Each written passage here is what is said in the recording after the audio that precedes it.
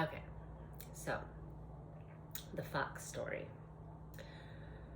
Okay, because I mentioned how a fox, it was like a spirit fox, saved my life. So feel like I have to come back and tell this one. So this was actually around the time that I had just bought my house. So this was actually in 2018. I bought it like the end of summer. It was actually, the dates are pretty significant because consecutive years there were things that happened around the same date. But it was like August 31st, September 1st, something like that was the closing date. And the first week that I had the house, um, I got into the first car accident that I've ever been in, um, which was just a few blocks away from the house. And, it was crazy because this was around the time that the harassment actually started at my work.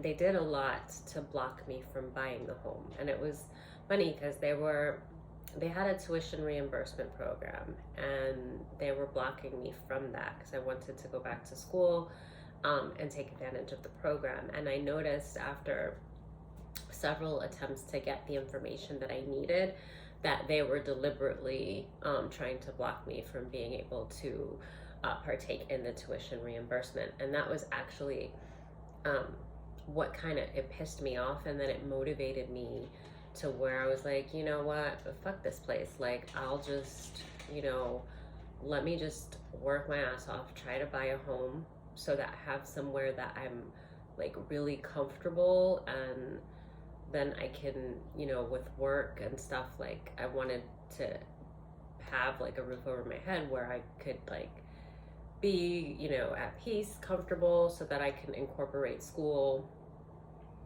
So I was like, I'll just pay for school myself. If I have like a place and I can like pay down a lot the mortgage, then I can, you know, just go to school. And even if it's just, one or two classes a semester, eventually, it's still something, and I'll just do whatever I can and just pay my way through school. So that was the plan, and that was what motivated me to start working toward buying the house. I didn't tell anyone. I just kind of said fuck them because I thought it was pretty dirty that they were trying to block me within this company.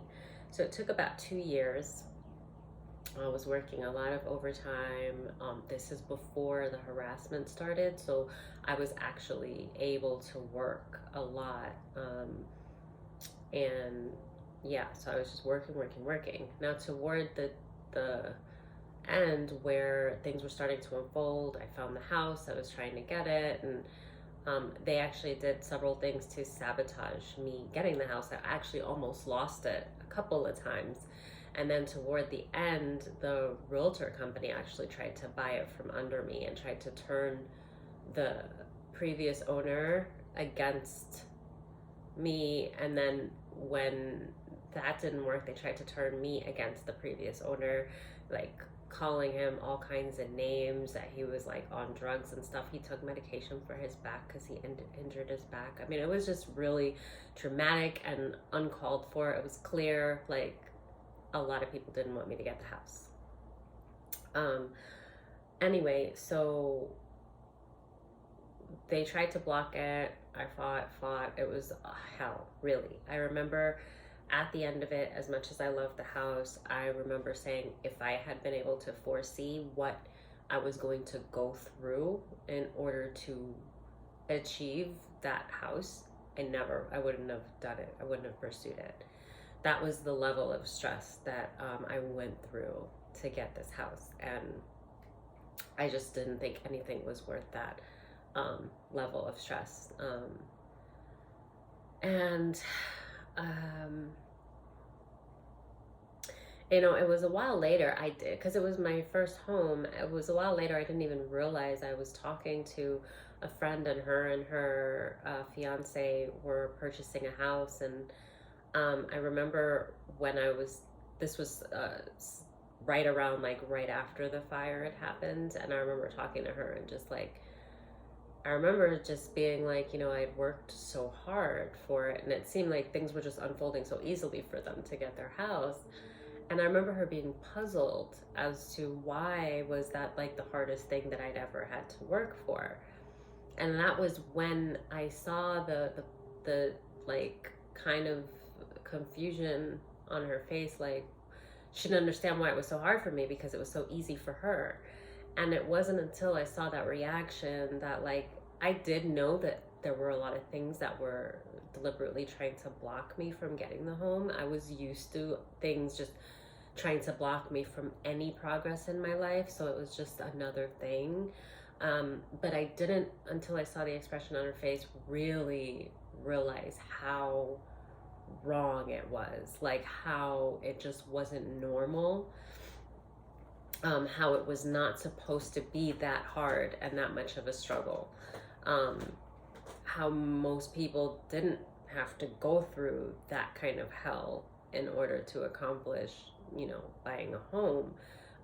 There are things and obstacles that you have to get through, yes, but there was just so many levels of things that were unheard of that I was kind of going through to purchase the home. So it was actually having that conversation with her that I, kind of, there were all these little things that got the wheels turning, and as I was trying to process everything that was happening. And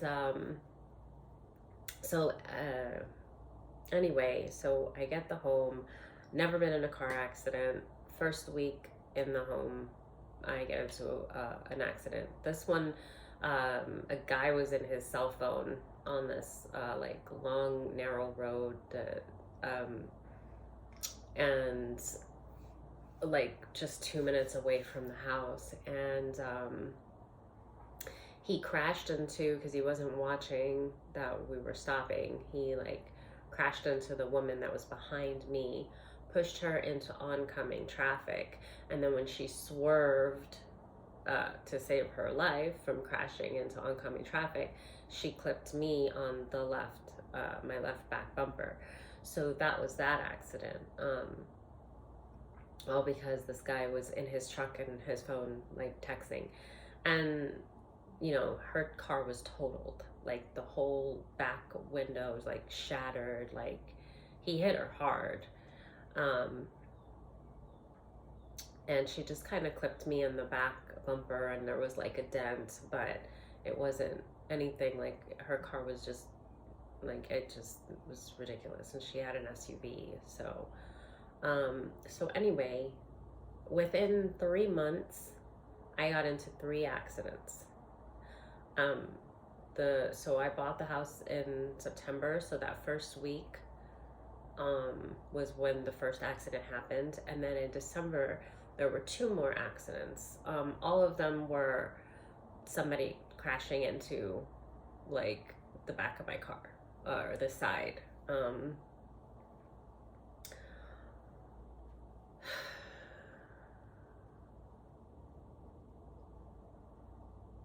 There was just a lot. So, okay, so it was actually, with the Fox, it was actually the 4th accident. So technically I'd been through 4, but it was 3 within the 2 months. And okay, so what I want to say about that is,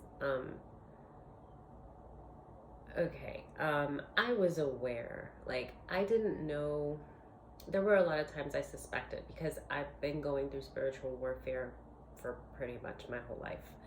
So energetically, because even though I didn't know I was reading energy throughout my life, I was. And I always knew when something was off. I always, like, I remember like telling my sister that I felt like our house that I grew up in was like a portal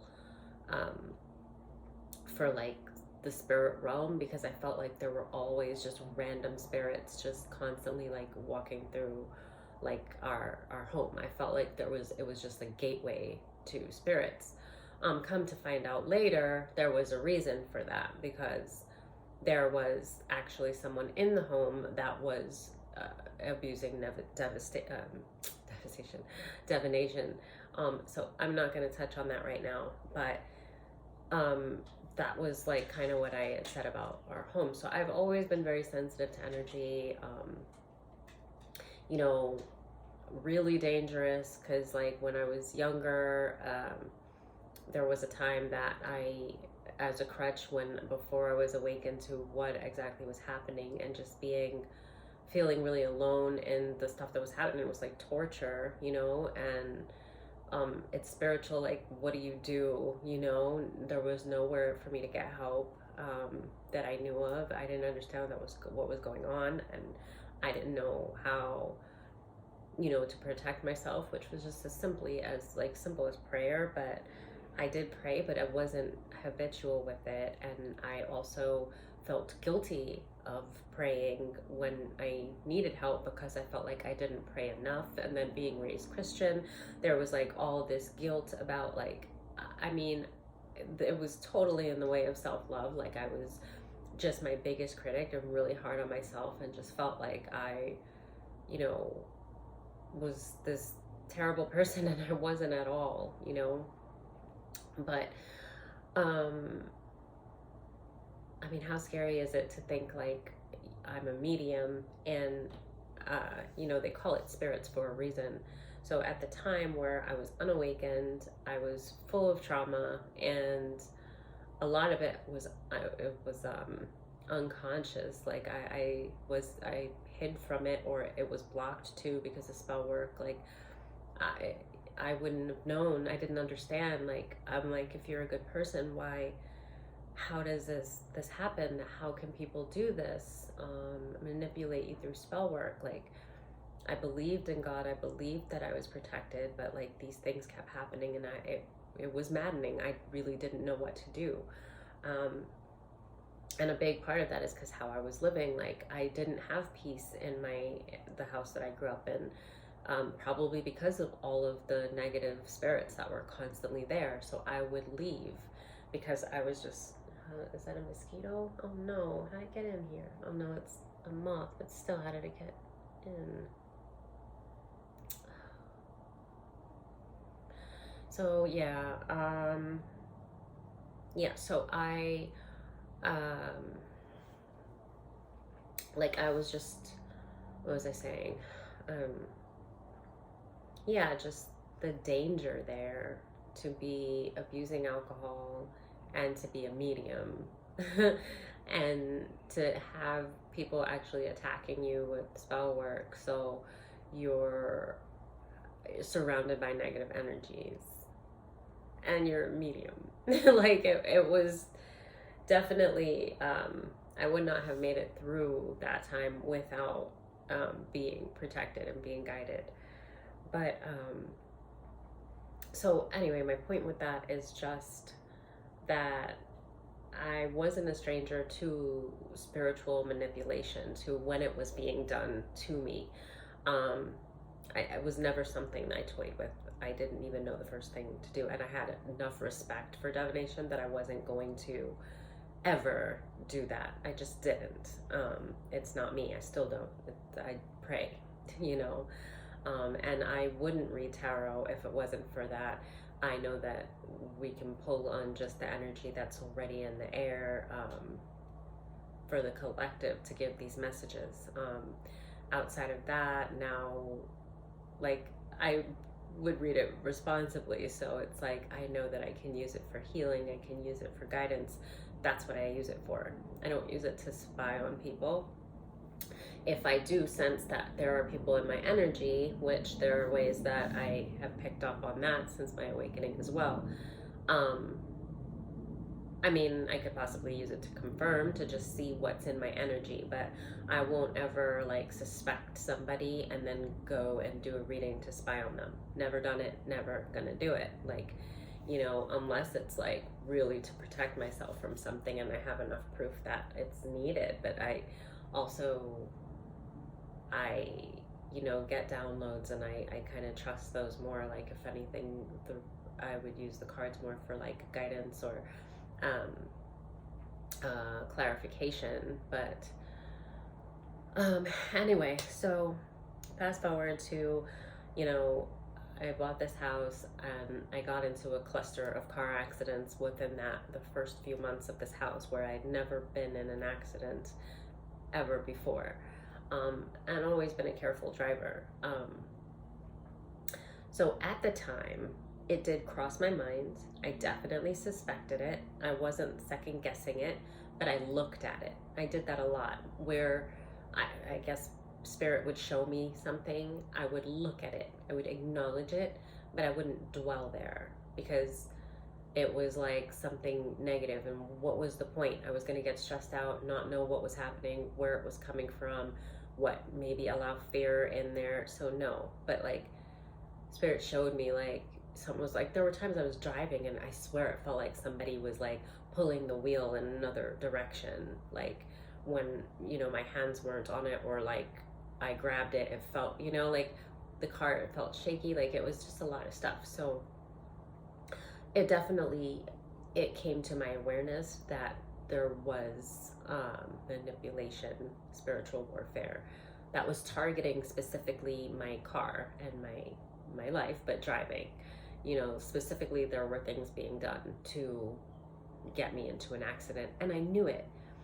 And I remember having a conversation with the person that I later found out was actually considered himself like a warlock, and was intertwined with somebody who considered herself to be a witch, and that the two of them, they had begun the harassment at my work.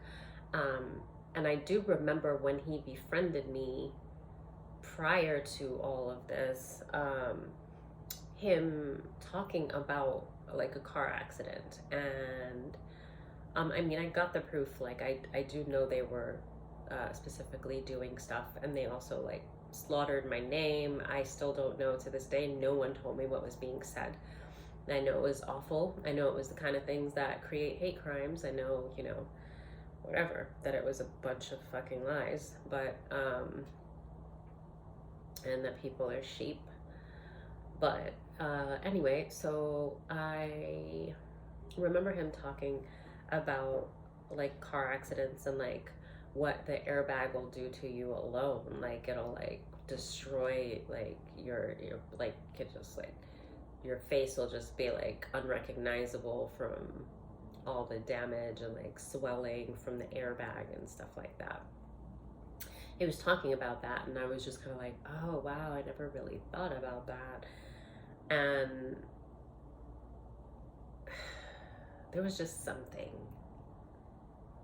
in the way that he was reading my reaction to the thought of getting into a car accident and having to deal with, you know, all the recovery if you get really busted up like that. It was like he was reading me, and I remember picking up on that. And it was weird because around the time, well, not weird, but like it was weird, because around the time where it was like being kind of revealed to me to acknowledge that something energetically was off, and that I was being targeted in my car. And then that conversation just kind of came to me like a flash, that awkwardness that I picked up on him studying my reaction, and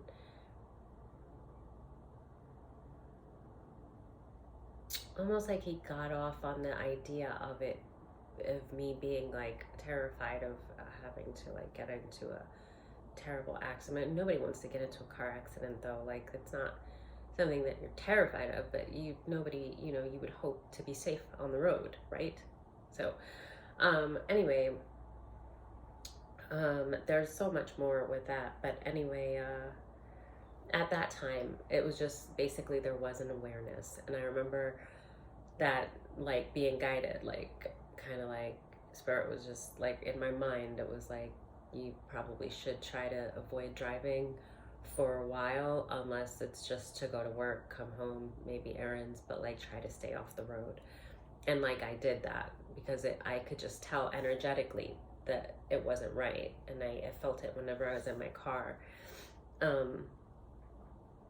But yeah, so that happened. And then the fourth time after that cluster, well, December was the two that happened, which was like the third one. And then it was like later down the road, where I was getting home late one night. I worked late. I think I got out like 10:30.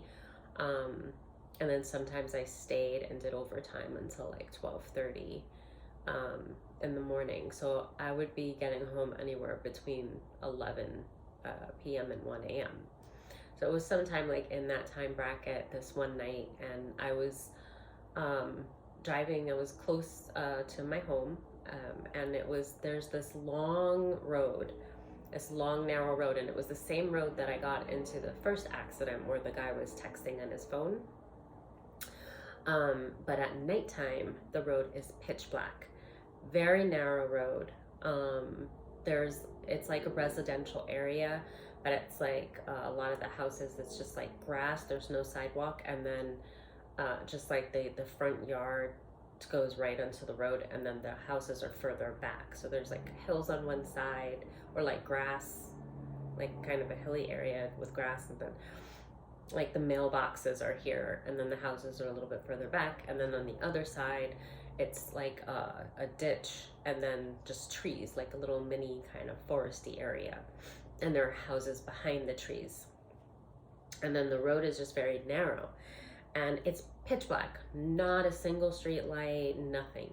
I mean, black, right? And it's a long road. A lot of people speed down that road. I've seen it like so many times.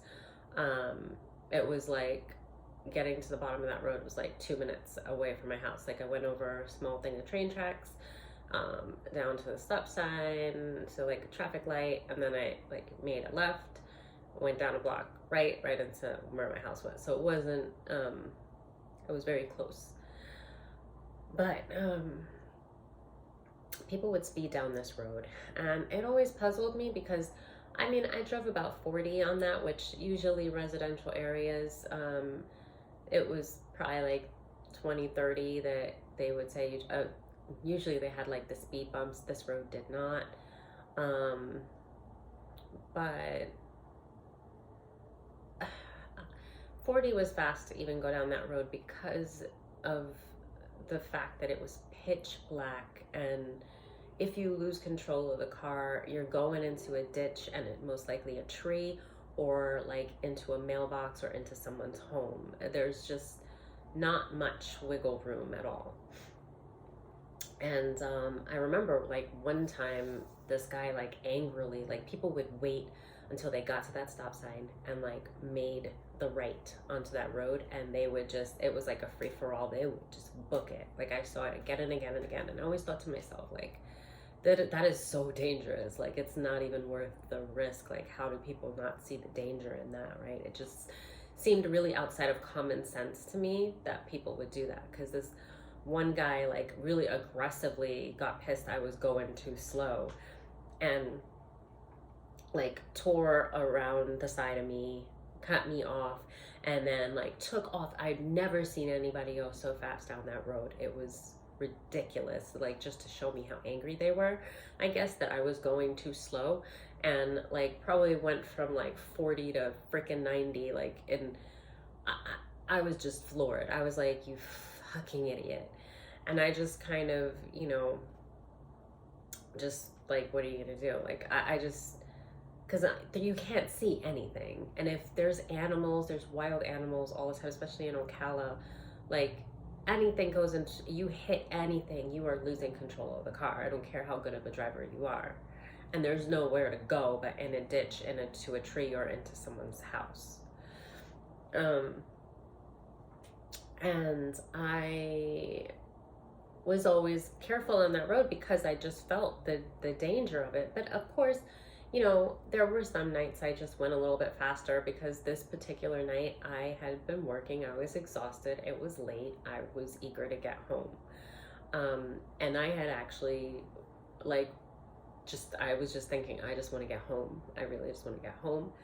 And I was planning on just kind of cruising down that road, not not crazy fast, but I was actually planning on not going extra cautious either. Um, and right when I got to that stop sign where you turn and then it's just free for all, there was a fox, a very, very pretty fox that just like came and walked right in front of the car, like no fear, like right in front of the headlights, like it knew I was gonna stop, and it looked me dead in the eyes, like it didn't look at the car, look at the headlights, look around, look. It walked right in front of my car and locked eyes with me, like it knew exactly where I was, and like it stopped to say something to me. Like it just stopped, like right there, and like looked right at me, and I was kind of stunned, and I just was like, "Hey there, Mr. Fox, you be careful." And I swear I heard, "You be careful." And I just kind of looked like obviously he didn't like speak, but like energetically, like that's what I felt. The way that it hit, that the fox looked at me, like sharp right in my eyes, like it was telling me, like I knew it was a warning. I can't, like my spirit knew. Like I said, when you know something in spirit, you know it better than any of your senses can convince you of anything in the physical world. Because it's that consciousness, your spirit, like it's outside of our flesh. It's that consciousness, right? That perfect state of like being and knowing. And when you just know something in the spirit, there's just no way to really describe it beyond that, but you just know. And so I'm looking at this fox, and like I was literally thinking like, okay, I'm gonna get to the stop sign, and then it's just a straight shot straight down this road, and then I'm home. So I was actually looking forward to not having any traffic lights and just being able to just like go. I wasn't gonna like speed, but I was gonna go faster than normal, right? And the way that this fox, and so the crazy thing is, I knew I was gonna remember this moment forever. It was one of those moments, because I knew instantly when I saw the fox that it was there to warn me, and I thought of it as, like as if a spirit or angels, ancestors, what have you, like use the vessel of this fox to come and give me this message to like warn me. But thinking about it later, I remember like thinking about the fox was so beautiful. Like I'd never seen a fox so pretty. I mean, it was fluffy, it was like it gleamed, like I'm like, the fox looked like it was living a better life than me. Like it looked like it lived in a cabin in the woods right there, and like it was just like sitting by the fire, like it had taken a shower, got a blowout, was sitting like with a cup of hot cocoa, and like just decided to go for a walk. Like I'm just like, the fox was the fox was so beautiful, just this fluffy, beautiful, like, and it gleamed in the dark, like it was just a beautiful fox. And I thought about that later, and I'm like, well, a fox in the wild like that wouldn't be so clean and just look so, like it looked like something out of a fairy tale, right? And so when I thought about it later, I was like, I had envisioned it as if a spirit used the vessel of this fox to warn me. Thinking about it now, since everything that I've learned and like looking back and like analyzing it, I don't think it was a fox at all. I think it was an actual spirit that took the shape of a fox to come out and give me that warning, because of just how incredibly beautiful this fox looked. And then also the demeanor of the fox, like the calm, the way it just came out of nowhere. And right as I was about to turn from that stop sign, it just stepped right in front of my car. It wasn't looking around. It looked dead at me, locked eyes with me. And I jokingly was just like, because it was so pretty, and I was just like, hey there, Mr. Fox, you be careful. And it's like, it just dead serious too. Like, this ain't a laughing matter. Like, looked me in my eyes, and then I got serious. Because it was like, you be careful. And I was just like, okay. And then I just was like, and then it just walked off, and I was like, all right, I better be careful. And I just knew it was a warning. So I, started going down the road, and I was a lot slower than I had intended. And closer to like where it's coming toward the end of the road, I kind of forgot about the fox, not lying, but I had, was going pretty slow. I see a shadow jump out in front of my car, and it was a black lab. And I just saw it when it got into my headlights. And it was somebody's dog. It was like a puppy. He was all excited, like, oh, look at me. I'm not supposed to be out. Like, and I start braking because I'm like, I didn't want to just step on the brake hard and maybe lose control of the car. So I just started like kind of hitting the brake to kind of try to reduce the speed. And I wasn't going very fast, but it gave him time to kind of trot off. And then my the right side of my front bumper, or kind of the side, it still clipped him in the backside. And I pulled over to the side of the road, and I saw him in my rear view mirror just kind of trotting back across toward the woodsy area. I'm sure he lived in one of the houses, like he was the pet of one of the houses behind the woodsy area.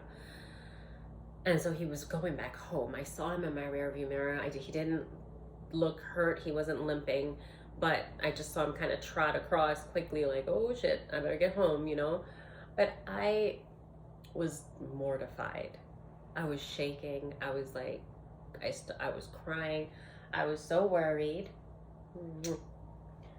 I was so worried. Oh, goodness. Okay.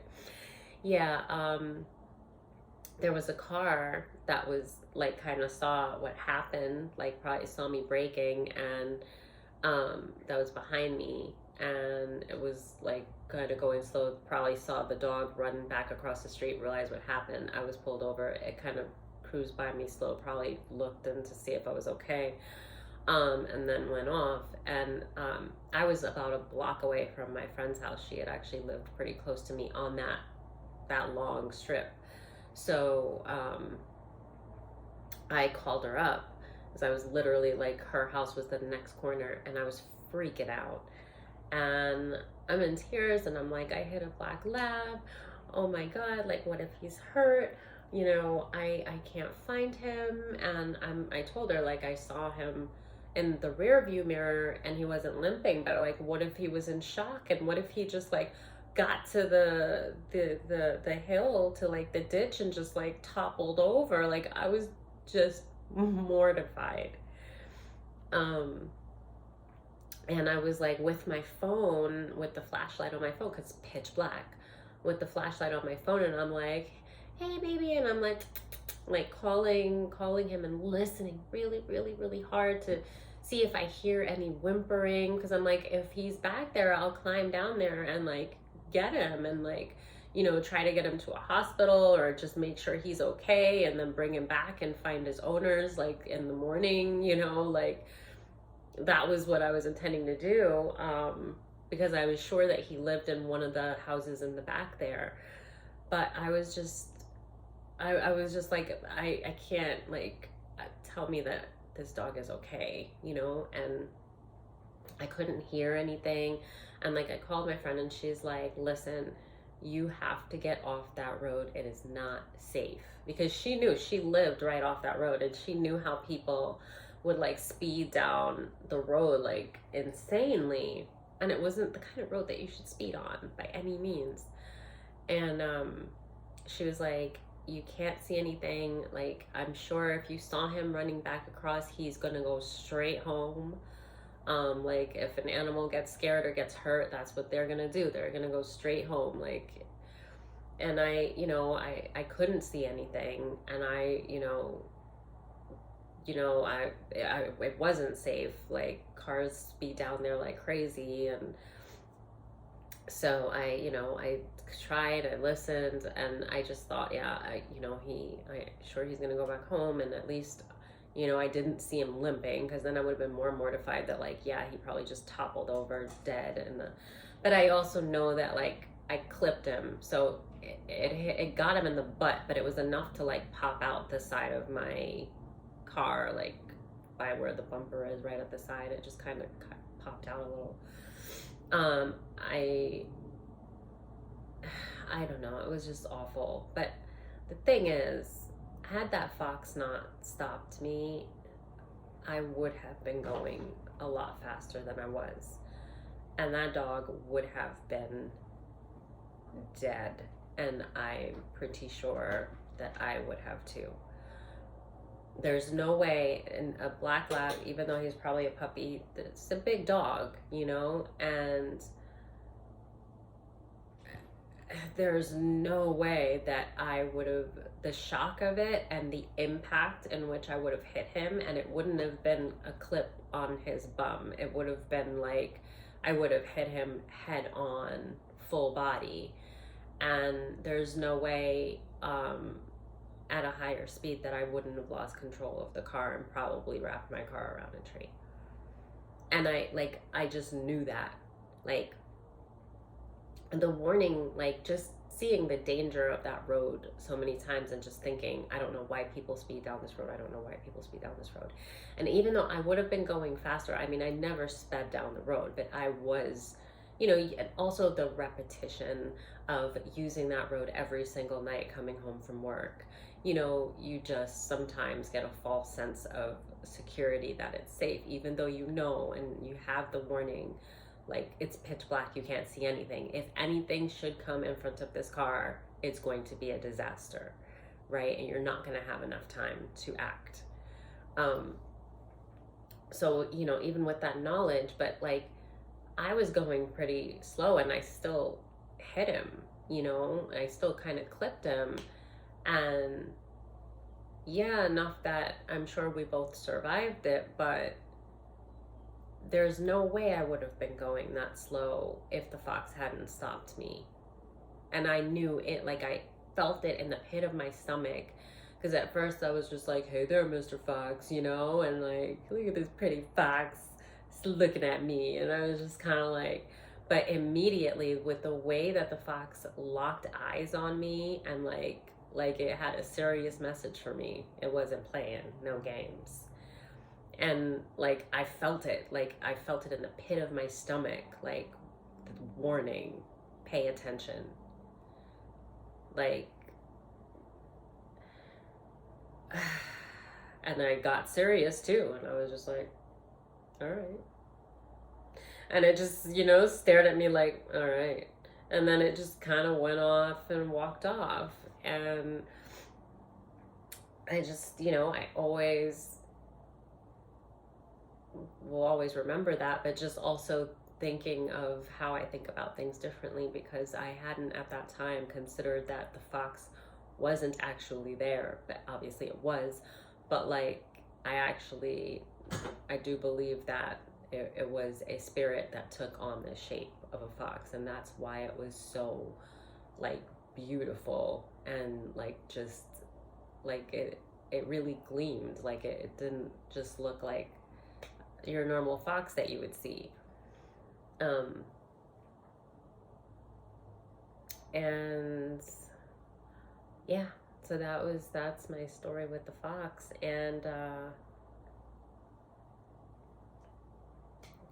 thought I would share that since I mentioned it in the last one.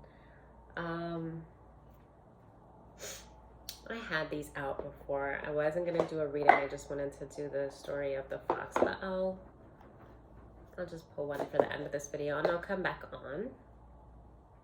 And are these not? I want them to be okay. Well, yeah, I'll come back on and I'll maybe pull on some tarot. Oops. Oh,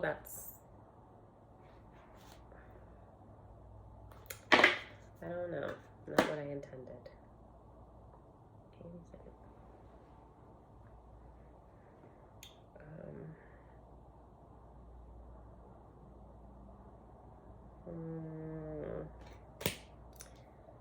What? This is way too much. This is for yourself.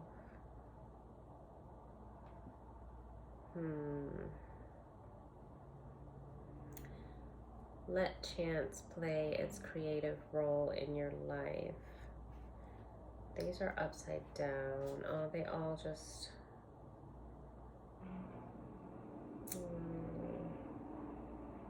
This says pause in your journey, so it may be like a need for reflection a little bit.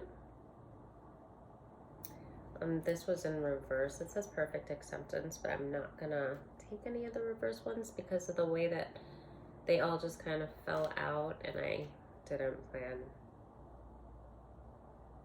to pull. But the ones that are straight as pause in your journey and feel loved and proud.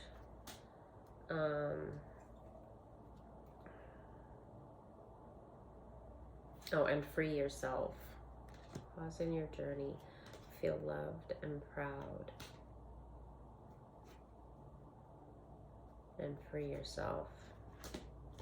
Okay, if anybody needed to hear that, I will let you take that one because I wasn't really prepared to do a reading. I just wanted to give you the Fox story.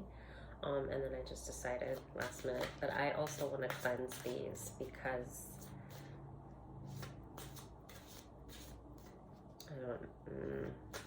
I didn't feel the same energy with the Soul Helper or the, I don't remember what this one is that I pulled from, but I love those for shadow work. I love these for shadow work too, but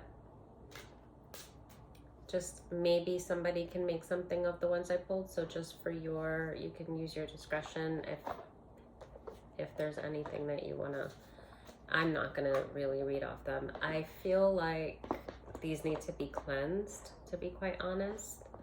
And I'm actually gonna cleanse the room and cleanse these cards. I've never gotten that feeling off of these cards before. I really like them.